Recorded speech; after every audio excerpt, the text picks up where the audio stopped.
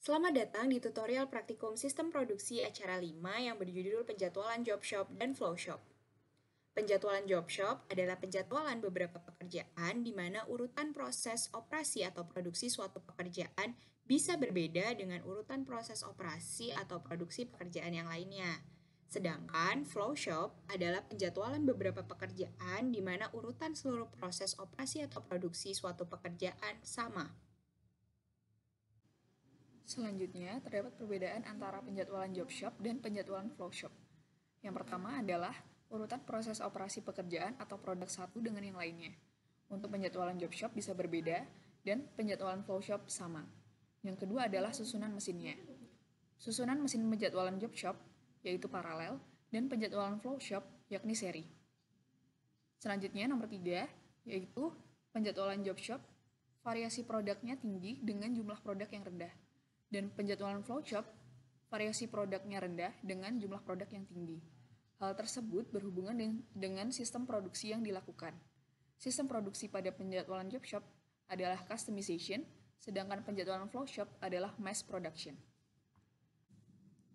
Selanjutnya, kita praktikkan aja yuk. Yang pertama, kita akan melakukan penjadwalan job shop one machine scheduling. Terdapat data sebagai berikut. Kolom pertama yaitu job menggambarkan pekerjaan yang harus dilakukan, yaitu pekerjaan A hingga pekerjaan F. Kemudian production time adalah lama waktu pekerjaan diselesaikan dalam satuan hari. Due date adalah waktu di mana pekerjaan harus diselesaikan dalam satuan hari juga. Kemudian number of operation adalah banyaknya operasi dalam suatu pekerjaan. Jadi apabila dibaca, maka pekerjaan A membutuhkan waktu sebanyak 3 hari untuk dikerjakan dan memiliki tenggat waktu pada hari keempat. Pekerjaan A terdiri dari 2 operasi. Setelah itu, kita akan memasukkan data berikut ke dalam POM-QM. Pertama, kita pilih Job Shop Scheduling. Pada title atau judul kita dapat mengisikan job shop. Number of jobs diisikan dengan 6, yaitu jumlah pekerjaan yang akan kita lakukan. Number of machine kita pilih one machine, karena akan melakukan penjadwalan job shop untuk one machine scheduling. Setelah itu, row name-nya kita bisa pilih sesuai dengan penamaan job pada data yang kita miliki. Kemudian kita dapat mengisikan data di sini. Untuk kolom date receive menunjukkan tanggal atau waktu di mana pekerjaan tersebut diterima. Namun karena tidak ada informasi mengenai hal tersebut, maka diisikan 0 saja. Untuk starting day number atau starting time, di sini adalah waktu di mana pekerjaan dapat mulai dikerjakan. Karena tidak ada keterangan pengikut, maka diasumsikan pekerjaan dapat dilakukan dari hari ke-0. Setelah seluruh data telah dimasukkan, sekarang kita akan mengolahnya menggunakan 8 metode yang tersedia. Kita awali dari Shortest Processing Time atau SPT. Kemudian kita klik Solve. Solution yang dihasilkan dari POM-QM terdapat 3. Yang pertama Job Shop Scheduling Result, yang kedua Method Summary, dan yang ketiga Gantt Chart. Untuk Job Shop Scheduling Result dan Gantt Chart ini menyesuaikan metode yang kita gunakan. Namun untuk Method Summary adalah ringkasan dari keseluruhan metode yang ada. Kita akan membahas dari Method Summary terlebih dahulu.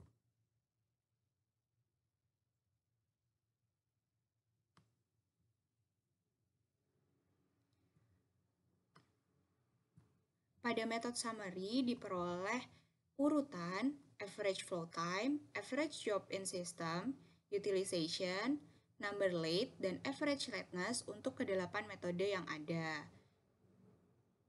Kemudian kita akan membahas mengenai job shop scheduling result-nya. Pada job shop scheduling result terdapat kolom order yang menunjukkan urutan pekerjaan, kemudian flow time yaitu waktu di mana pekerjaan dapat dikerjakan hingga pekerjaan selesai dikerjakan.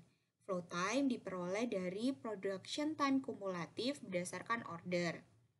Late adalah keterlambatan yang diperoleh dari flow time dikurangi dengan due date. Apabila hasilnya negatif, maka POM-QM akan secara otomatis mengisikan dengan 0 karena tidak terjadi keterlambatan atau disebut earliness. Yang pertama, kita akan membahas hasil dari kolom order. Kolom order diperoleh berdasarkan metode yang kita gunakan. Karena kita menggunakan metode SPT, maka pekerjaan yang memiliki production time terendah didahulukan. Di sini terdapat pekerjaan F yang memiliki production time terendah, yaitu sebesar 2 hari. Maka dia diletakkan pada order pertama.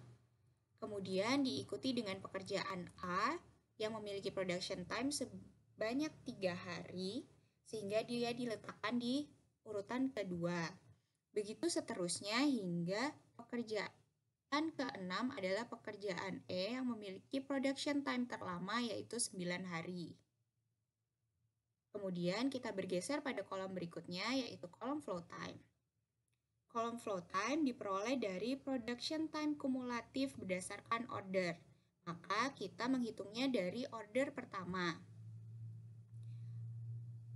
Order pertama yaitu pekerjaan F yang memiliki production time 2, sehingga flow time di sini dituliskan 2. Setelah itu, pada order kedua terdapat pekerjaan A.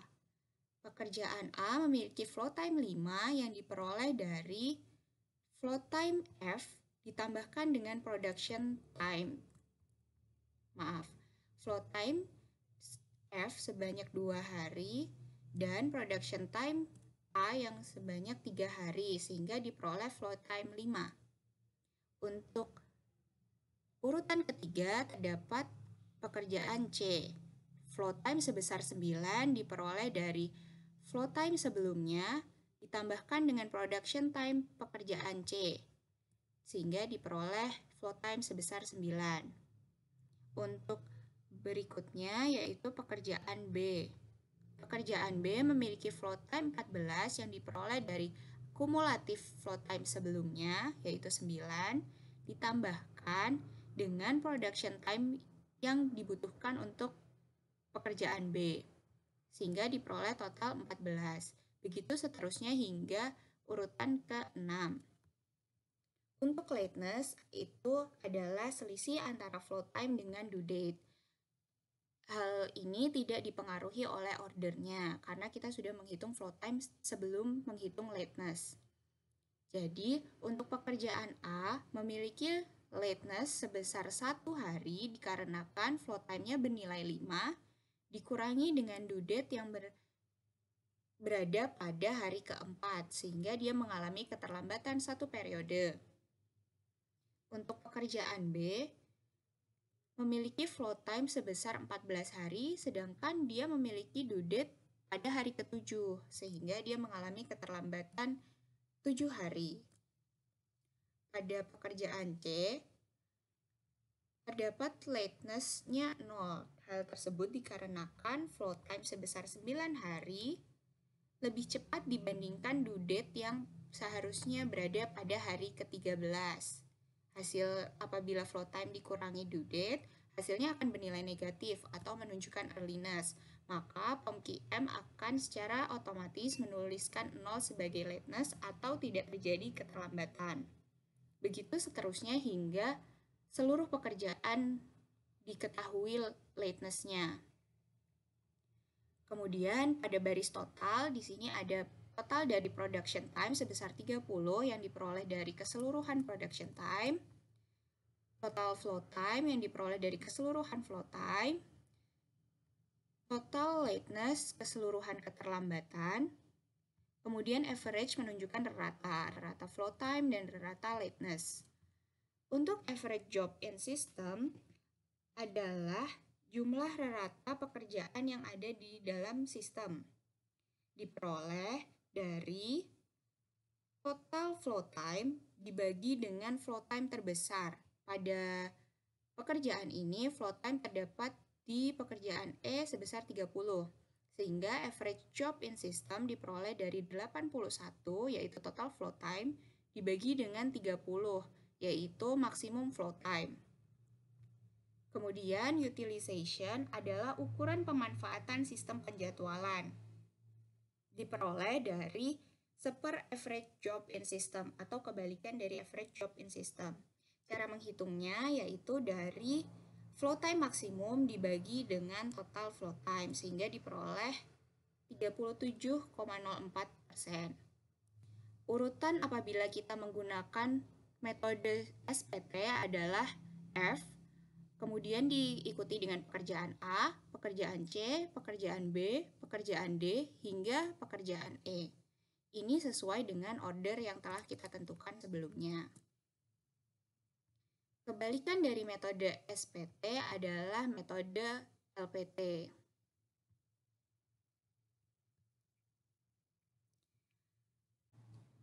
Berbeda dari metode SPT, metode LPT menentukan order berdasarkan production time yang paling lama, sehingga production time terlama akan menjadi urutan yang didahulukan.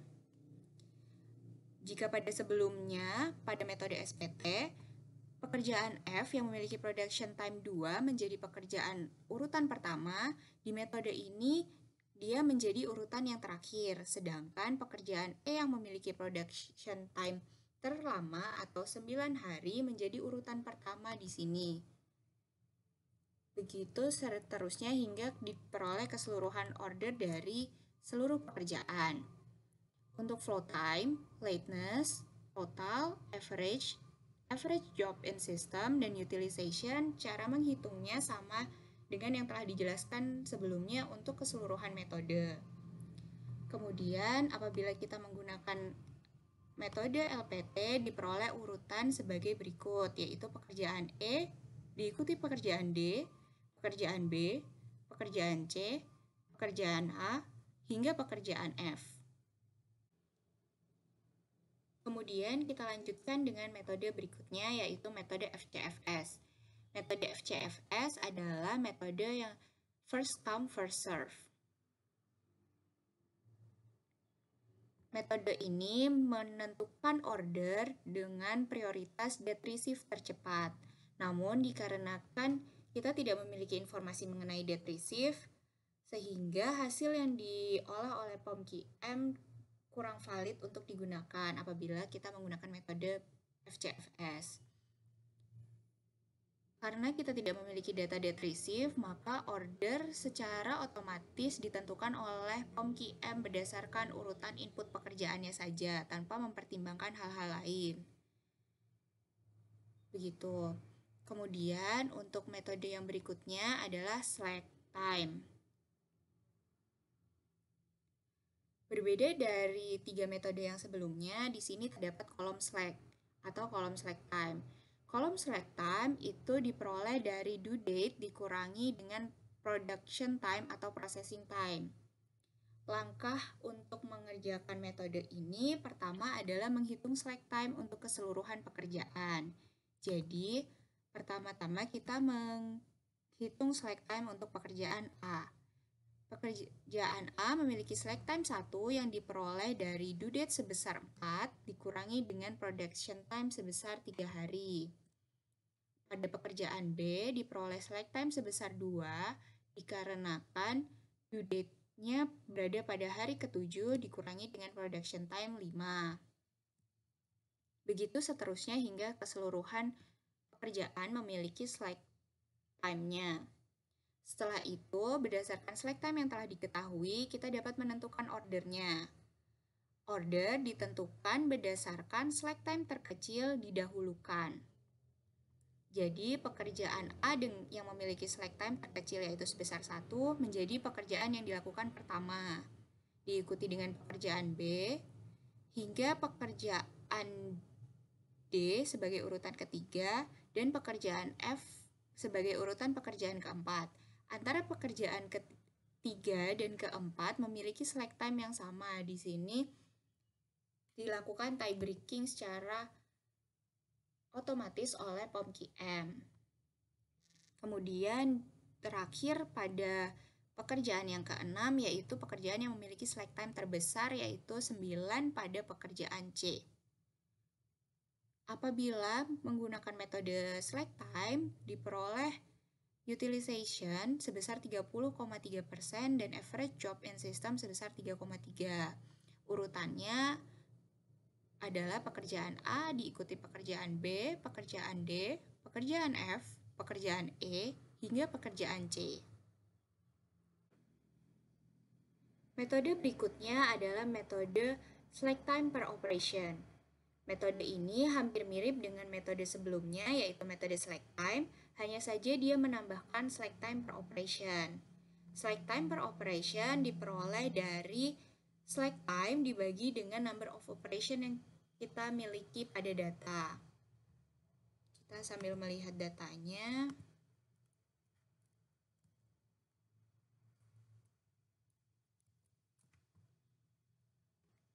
Oke, jadi pada pekerjaan A, dia memiliki nilai slack time sebesar 1 dibagi dengan number of operation sebesar 2, sehingga slack time per operationnya sama dengan 0,5. Untuk pekerjaan B, memiliki slack time 2 dibagi dengan number of operation sebesar 4, sehingga diperoleh slack time-nya 0,5. Begitu seterusnya hingga keseluruhan pekerjaan memiliki slack time per operation. Berdasarkan slack time per operation, maka order dapat ditentukan. Order ditentukan berdasarkan slack time per operation terkecil itu didahulukan. Jadi, antara pekerjaan A dan pekerjaan B memiliki slack time terkecil, namun karena ini sama, lagi-lagi dilakukan tie breaking, yaitu pekerjaan A sebagai pekerjaan pertama, pekerjaan B menjadi pekerjaan kedua, kemudian terdapat slack time terkecil berikutnya yaitu pekerjaan F, sehingga dia menjadi urutan ketiga. Begitu seterusnya hingga seluruh pekerjaan memiliki urutannya. Untuk metode ini, urutan yang dihasilkan adalah pekerjaan A, diikuti pekerjaan B, diikuti pekerjaan F, diikuti pekerjaan D, pekerjaan E, hingga pekerjaan C. Metode berikutnya adalah metode earliest due date. Pada metode ini, order ditentukan berdasarkan pekerjaan yang memiliki due date tercepat. Pekerjaan yang memiliki due date tercepat akan menjadi pekerjaan yang didahulukan. Dari keseluruhan pekerjaan yang ada, pekerjaan A memiliki due date paling cepat, yaitu sebesar 4 hari, sehingga dia diletakkan pada order pertama. Kemudian pekerjaan F memiliki due date terkecil berikutnya, yaitu 5, sehingga dia diletakkan pada urutan kedua. Begitu seterusnya sehingga keseluruhan pekerjaan memiliki ordernya masing-masing. Dengan menggunakan metode earliest due date diperoleh urutan pekerjaan sebagai berikut, yaitu pekerjaan A diikuti pekerjaan F, pekerjaan B, pekerjaan D, pekerjaan C, dan pekerjaan E.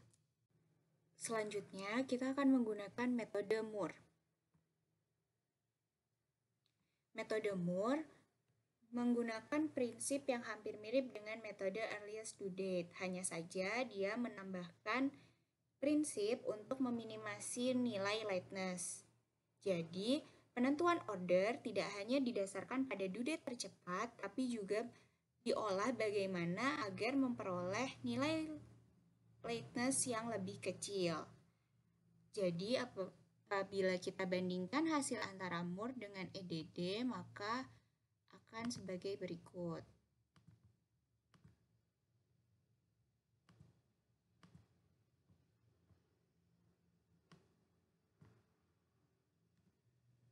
Oke, di sebelah kiri adalah hasil dari metode Moore dan di sebelah kanan adalah hasil dari metode earliest due date. Yang pertama, pembedanya adalah di late-nya. Jika jumlah pekerjaan yang mengalami keterlambatan pada metode Moore berjumlah 3, yaitu pekerjaan B, pekerjaan D, dan pekerjaan E, maka di metode earliest due date, pekerjaan yang mengalami keterlambatan berjumlah 4, yaitu pekerjaan B, pekerjaan C, pekerjaan D, dan pekerjaan E. Hal tersebut dikarenakan order yang juga berbeda. Order pertama masih sama, yaitu berdasarkan dari due date yang paling rendah. Kemudian order kedua juga masih sama. Sedangkan order ketiga mulai mengalami perbedaan. Jika pada metode earliest due date, pekerjaan B menjadi pekerjaan ketiga karena nilai due date-nya adalah terkecil ketiga, maka di metode Moore, pekerjaan C menjadi pekerjaan ketiga agar nilai lateness-nya bisa menjadi 0. Begitu seterusnya.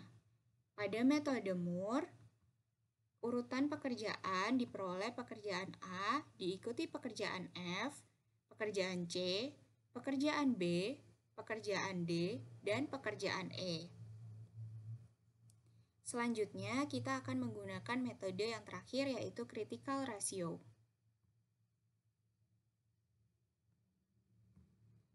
Pada hasil job shop scheduling result, metode critical ratio terdapat kolom critical ratio. Kolom critical ratio diperoleh dari due date dikurangi dengan starting day dibagi dengan production time. Namun dikarenakan starting day di sini 0, maka dapat diasumsikan perhitungan critical ratio pada data ini adalah due date dibagi dengan production time. Jadi untuk pekerjaan A memiliki critical ratio sebesar 1,33 diperoleh dari due date sebesar 4 dikurangi starting day 0 dibagi dengan production time 3. Begitu seterusnya hingga keseluruhan pekerjaan memiliki critical rasionya tersendiri. Kemudian, order ditentukan berdasarkan pekerjaan yang memiliki critical rasio terkecil. Jadi, yang memiliki critical rasio terkecil akan menjadi order yang pertama. Begitu seterusnya hingga yang memiliki critical rasio terbesar menjadi urutan yang terakhir. Urutan dari pekerjaan apabila dilakukan penjadwalan menggunakan metode critical ratio adalah pekerjaan A, diikuti pekerjaan B, pekerjaan D, pekerjaan E, pekerjaan F, dan pekerjaan C. Begitu. Itu adalah hasil job shop scheduling result untuk ke-8 metode yang ada. Setelah itu, kita akan membahas Gantt chart. Pada Gantt chart, hasil untuk setiap metode akan berbeda, namun cara membacanya sama. Pada sumbu X, itu menggambarkan flow time.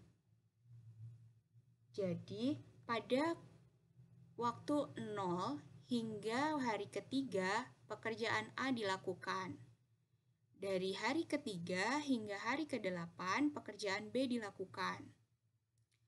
Dari hari ke-8 hingga hari ke-15, pekerjaan D dilakukan. Dari hari ke-15 hingga hari ke-24, pekerjaan E dilakukan. Kemudian dilanjutkan pekerjaan F yang dikerjakan dari hari ke-24 hingga hari ke-26, dan terakhir adalah pekerjaan C yang dikerjakan dari hari ke-26 hingga hari ke-30. Berikutnya adalah penjadwalan flowshop. Sebenarnya penjadwalan flowshop ini sendiri memiliki 4 metode, yaitu Johnson, Gupta, Palmer, dan Campbell-Dudek-Smith. Hanya saja metode yang terdapat pada POM-QM untuk penjadwalan flowshop adalah metode Johnson aja. Dari metode Johnson, yang perlu digarisbawahi adalah hanya melibatkan 2 mesin seri. Sebelum melakukan praktikum, kita lihat terlebih dahulu data persoalan penjadwalan flowshop. Terdapat 3 kolom, yaitu kolom produk, dan kolom mesin 1 dan kolom mesin 2. Untuk kolom produk terdapat 8 produk, dan mesin 1 dan pada mesin 2 terdapat waktu dari masing-masing produk menjalankan suatu stasiun kerjanya. Seperti itu. Oke, baik. Sebelum kita menjalankan POM-QM, kita copy paste terlebih dahulu.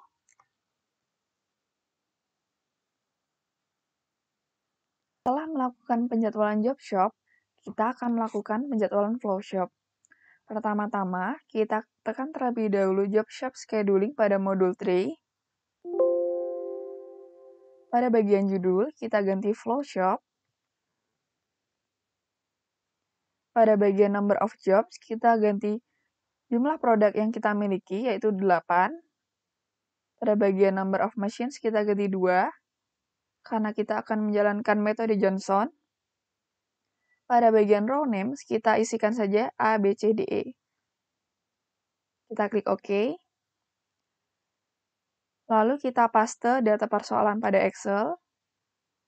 Untuk metode Johnson, benar. Kita solve. Kita dapatkan 3 solusi. Yang pertama, job shop scheduling results. Yang kedua, Johnson's method steps. Yang ketiga, Gantt chart. Untuk membaca tabelnya, kita bandingkan saja antara keduanya.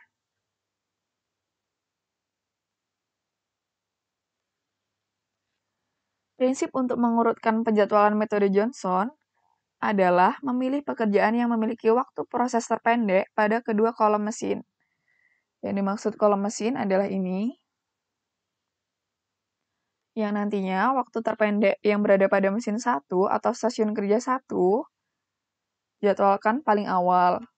Sedangkan waktu proses terpendek yang berada pada mesin 2 atau stasiun kerja 2 dijadwalkan jadi pekerjaan yang paling akhir. Dengan catatan, apabila suatu produk sudah dijadwalkan, maka produk tersebut tidak digunakan lagi untuk pertimbangan. Contohnya ini, pada produk D, dia sudah dijadwalkan atau sudah mendapatkan urutan, maka untuk menjadwalkan urutan berikutnya tidak memerlukan produk D, seperti itu.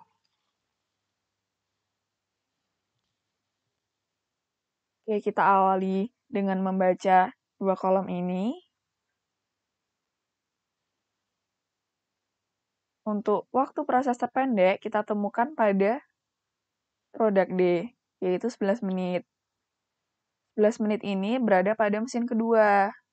Karena dia berada pada mesin kedua, maka langsung kita beri urutan yang ke-8 atau urutan terakhir. Dan kita tulis pada Johnson's method step, urutan pertama, produk D, urutan ke-8. Jadi posisi yang ke-8, seperti itu. Selanjutnya, kita cari lagi dari 2 kolom ini, manakah waktu proses terpendek setelah 11, yaitu 12. 12 ini berada pada produk F dan pada mesin 1. Karena dia berada pada mesin 1, dan yang sebelumnya belum ada pendahulunya, maka kita urutkan menjadi urutan yang pertama.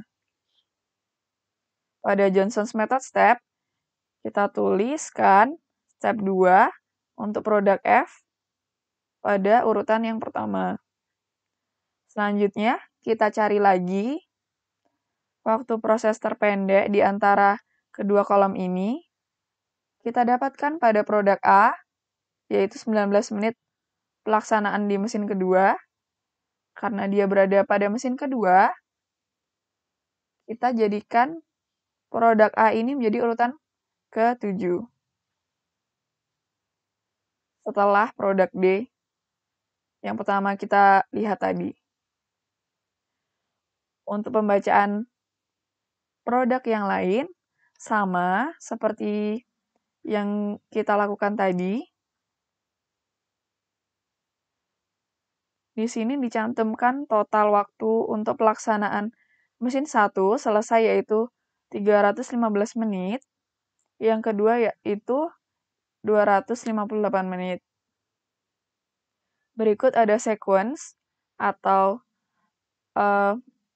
produk-produk yang kita lakukan terlebih dahulu dimulai dari F, G, C, E, H, B, A, D yang nantinya akan kita baca pada Gantt chart. Pada bagian kolom ini adalah max span dari pelaksanaan mesin 1 dan mesin 2. Yang pertama, pada mesin F, maksud saya produk F, yaitu 12 menit, dilanjutkan dengan produk 2 atau produk G, yaitu kita tambahkan saja 12 menit, ditambahkan 25 menit, yaitu 37 menit. Setelah itu, 37 menit, kita tambahkan dengan produk ketiga, yaitu 37 menit juga, yaitu produk C. 37 menit ditambahkan 37 menit, kita dapatkan 74 menit. Kita akumulasikan hingga urutan yang terakhir, yaitu urutan ke-8, sehingga mendapatkan max span 315 menit. Selanjutnya, untuk mesin kedua ini, diawali pada 12 menit. Untuk mesin pertama selesai, dilanjutkan dengan 36 menit. Mesin kedua pada produk F. 12 menit ditambah 36 menit, diperoleh hasil 48 menit. Baru kita lanjutkan untuk mesin kedua di produk kedua, 3, 4, 5, dan selanjutnya seperti itu. 48 menit pada produk pertama ditambahkan 41 menit pada produk kedua, yakni 89 menit. 89 menit kita tambahkan lagi pada produk ketiga, yaitu 38 menit, maka didapatkan 127 menit. Begitu terus sampai didapatkan max span terakhir 326 menit. Oke, setelah itu kita baca Gantt-chartnya, Gantt-chart flowshop. Kita melakukan pekerjaan diawali dari 0 menit pada mesin 1. Untuk produk F, 0 hingga 12 menit, selesai. Setelah 12 menit, produk F harus melaksanakan pekerjaan di mesin kedua. Dimulai dari waktu 12 menit hingga selesainya 48 menit. Terdapat arsiran karena pada waktu 0 sampai 12 menit belum dilakukan penjadwalan pada produk F atau produk yang pertama, seperti itu. Selanjutnya terdapat arsiran lagi karena apa? Karena produk E belum selesai melaksanakan proses pekerjaan di mesin 1 hingga selesainya waktu 154 menit. Dan kita awali lagi 154 menit di mesin kedua. Kita lanjutkan produk E di mesin kedua pada waktu 154 menit. Seperti itu. Oke, begitu teman-teman, akhir dari praktikum acara 5. Kami berdua mohon maaf sebesar-besarnya kalau ada kesalahan kata atau kata-kata yang kurang berkenan selama tutorial ini atau selama praktikum, apalagi kita belibet. Semangat responsi, terima kasih teman-teman. Apabila ada pertanyaan, langsung tanyakan aja ke Virus atau Vinta, bisa juga ke Aslab masing-masing. Sampai jumpa!